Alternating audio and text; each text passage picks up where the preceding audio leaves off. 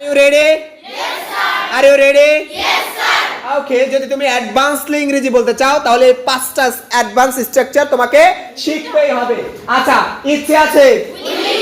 Willing to. ইচ্ছে আছে? ইচ্ছে আছে? ইচ্ছে আছে? কথা আছে? কথা আছে? Suppose two. ওকে, দেরি আছে? দেরি আছে? Yet two. দেরি আছে?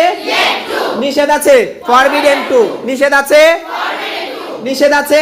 Forbidden two. নিষেধ আছে? সম্ভাবনা আছে? Likely to. সম্ভাবনা আছে? সম্ভাবনা আছে? সম্ভাবনা আছে? সম্ভাবনা আছে? ওকে।